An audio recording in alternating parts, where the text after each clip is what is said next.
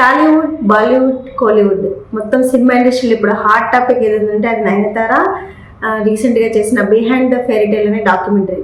Nayanthara star heroine కావడం, lady power star కావడంతో present ఆమె చేసిన డాక్యుమెంటరీ అనేది నెట్ఫ్లిక్స్లో స్ట్రీమింగ్ అవుతుంది. అయితే ఈ డాక్యుమెంటరీ పైన ఇప్పటికే చాలామంది సెలబ్రిటీస్ స్పందించారు. ఇక నయనతారను ధనుష్కి మధ్య డాక్యుమెంటరీ నుంచి వివాదం కూడా రాజుకుంది. ఈ విషయాలనే మనకు తెలుసు. అయితే ఇదే క్రమంలోని మన టాలీవుడ్ సూపర్ స్టార్ మహేష్ బాబుకి సంబంధించి నయనతార డాక్యుమెంటరీ మీద రెస్పాండ్ అవ్వడం అనేది ఇప్పుడు హాట్ టాపిక్గా మారింది టాలీవుడ్లో.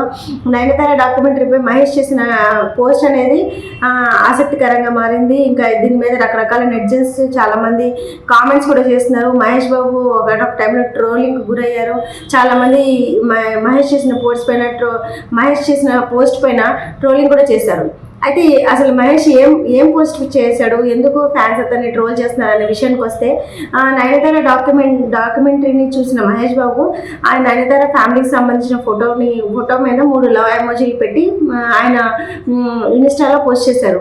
అయితే దీని మీద చాలామంది అతని ఫ్యాన్సే కామెంట్ చేయడం స్టార్ట్ చేశారు.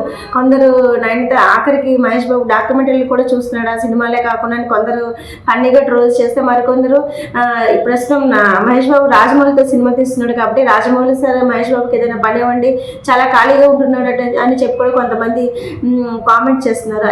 ఇంకొందరు అయితే మహేష్ బాబుకు నయనతార డాక్యుమెంటరీ అంత నచ్చిందా అని చెప్పేసి రకరకాల కామెంట్స్ చేస్తున్నారు.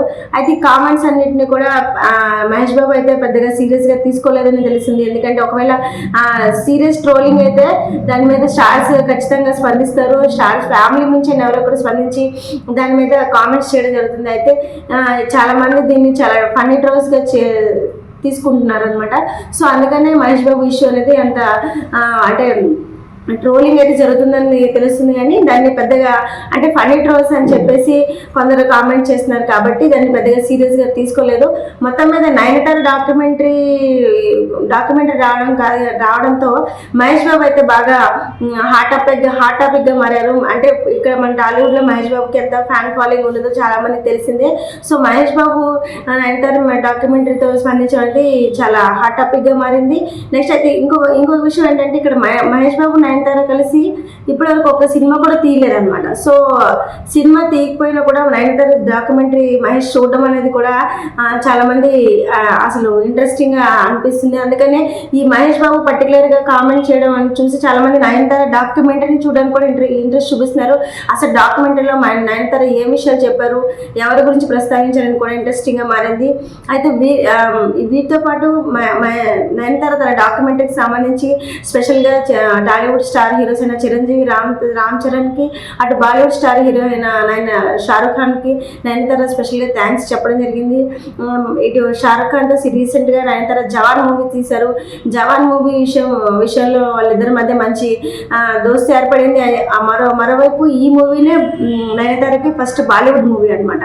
సో నయనతార ఈ విషయంలోని అంటే తను వాళ్ళకి సంబంధించిన కొన్ని సినిమాలకు సంబంధించిన క్లిప్స్ నేను డాక్యుమెంటరీలో వాడుకుంటానని చెప్పేసి ఆ దర్శక నిర్మాతలకి పర్మిషన్ అడిగి వాళ్ళు ఆ క్లిప్స్ని ఆమె డాక్యుమెంటరీలో వాడటం జరిగింది. సో ఇంతలా నాకు సపోర్ట్ చేసిన వాళ్ళందరికీ స్పెషల్గా థ్యాంక్స్ అని చెప్పి టాలీవుడ్ స్టార్ హీరోయిన్ రామ్ చరణ్కి, చిరంజీవి కూడా అదేవిధంగా నయనతార థ్యాంక్స్ చెప్పడం జరిగింది.